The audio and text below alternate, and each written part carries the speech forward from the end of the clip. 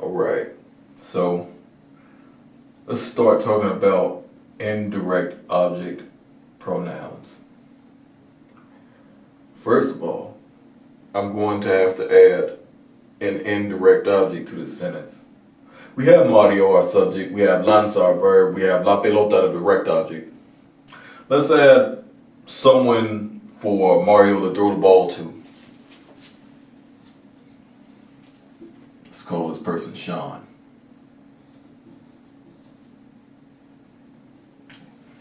Mario lanza la pelota a Sean. Who's the subject? Mario. What does Mario do? He throws. What does he throw? The ball. Who does he throw the ball to? Sean. And that makes Sean here our indirect object. Typically a person. And typically a person who is receiving something from an action done on something else. Whether I'm throwing a ball to someone, whether I'm sending a text message to someone, whether I'm sending a letter to someone, whether I'm serving food to someone, that someone in all those situations will be the indirect object. Now let's talk about our buddy Sean here. So let's reconfigure this sentence to make Sean an indirect object pronoun.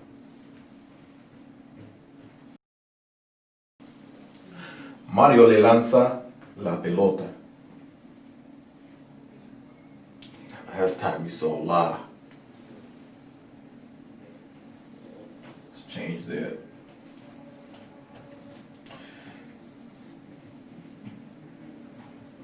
For indirect object pronouns, now you're going to see lay.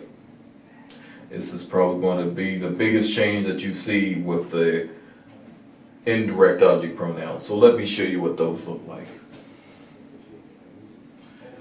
May, a whole lot like direct object pronouns. They, very much identical. But here, we're using lay to mean him, her, or you if I'm referring to stay. We're using nos for us still. We're still using os for you guys or y'all in Spain. And we're using les to mean him, her, or you guys or y'all, whichever you plural you choose. So these are all the indirect object pronouns.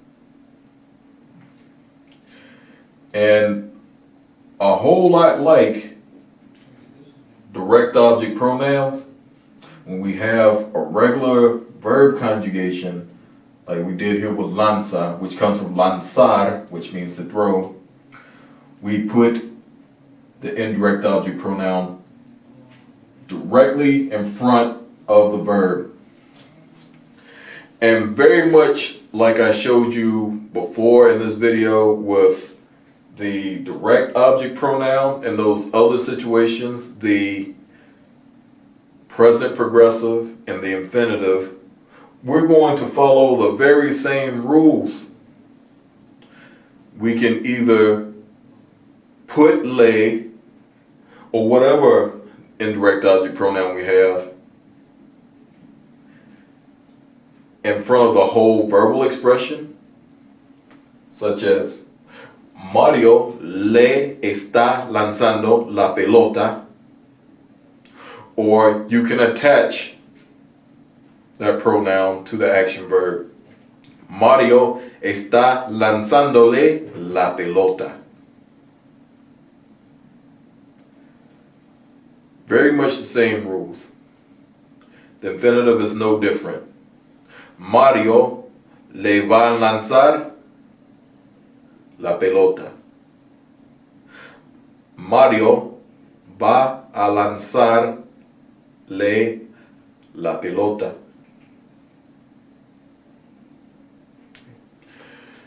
There is a slight difference in what you can do with an indirect object pronoun. With indirect object pronouns, not only can you put in the pronoun itself, you can also directly name the indirect object in the same sentence. Now that's something we can't do in English. We always scream redundant when something like that happens. But in Spanish, sometimes you want to emphasize who you were referring to, right? Mario le lanza la pelota a Sean, right? He threw the ball to him. He threw it to Sean. You know, that's not really a real translation. It's not a translation at all. But this is probably the best way for you to understand why you can also add the proper name of that particular indirect object and the object pronoun in the same sentence. Now you don't have to do that, but in Spanish it is possible to emphasize who exactly you're talking about when it comes to indirect object and indirect object pronouns. You cannot do that with direct object pronouns. You either have to have the pronoun or the proper name for that direct object, not both. But with indirect object pronouns you can.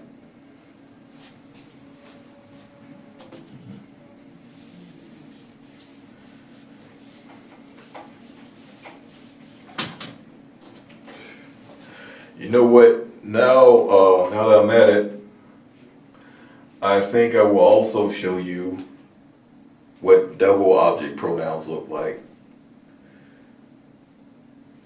Alright, I mentioned something about double object pronouns. Well, let me explain to you what that is. And maybe an English example is good in this case. Let's say a friend of yours asked if you sent an invitation to another friend. Let's say this friend is named Susana. Did you send the invitations to Susana? And you might have replied, yes, I sent them to her, or no, I didn't send them to her.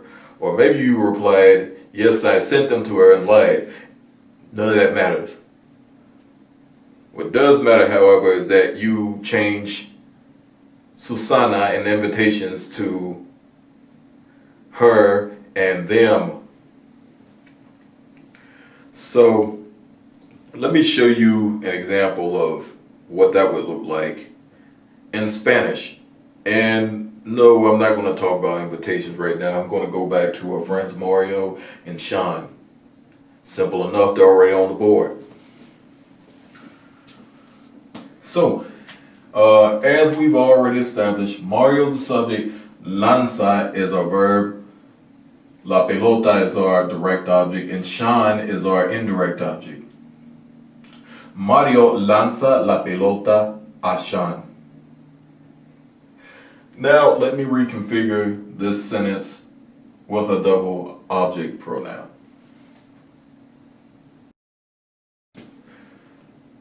Mario se la lanza. Mario throws it to him. A couple things I want you to notice.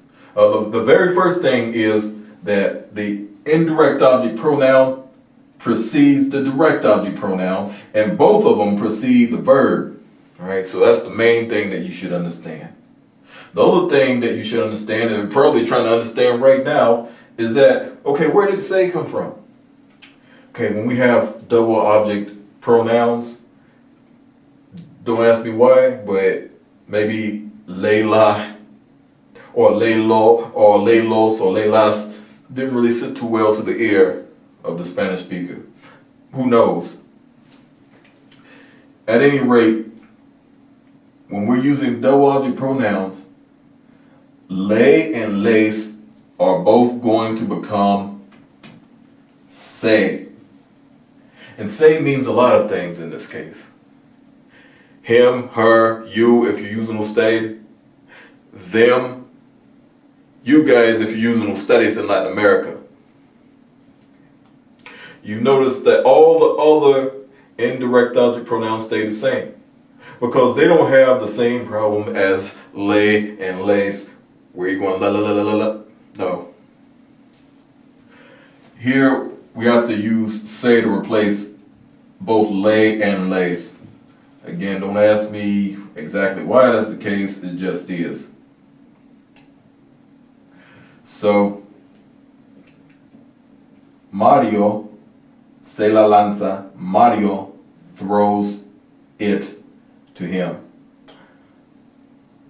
We always have the same position here.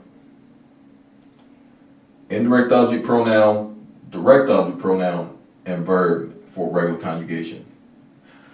So, if you're not tearing your hair out by now thinking about the other two rules, don't worry, it's not too big of a deviation. All you're going to remember is that the same order between the pronouns applies in each situation. The rules are more or less the same outside of that. So if you have a present progressive expression, you can either put say lo, say la, whatever it is, in front of the whole verb expression, in front of a starred in its action verb for present progressive, or you can attach the indirect object pronoun and the direct object pronoun to the end of the action verb. Same thing for the infinitive. We're going to attach the indirect object pronoun and direct object pronoun in that order to the infinitive verb. So let's replace Sean with me, right? So, you know, we're clear on something. Mario me la lanza. Mario throws it to me. So again, all these other indirect object pronouns, they're not going to change as drastically as lay and lace did. They are all going to be used all the same. Okay. Let's go back to Sean again. And remember my rule about indirect objects and indirect object pronouns is that it is not redundant to add the proper name of that indirect object pronoun. And so you can still do that with the double object pronouns just as well. And that's about it for direct and indirect object pronouns. If you're dealing with reflexive, and I believe I have a video on reflexive. If not, I'll make one or make a new one, whichever the case is. You will see that the same positional rules apply, although reflexive pronouns have a much different function from direct and indirect object pronouns. Now, again, there will either be a video there or there's already one, and I'll add a new one just to update. But for right now, don't worry about that. Here's a little bit about indirect object pronouns and double object pronouns. I hope you've learned something from this video y espero que te vaya muy bien. Nos vemos. Que tengan un buen día. Chao.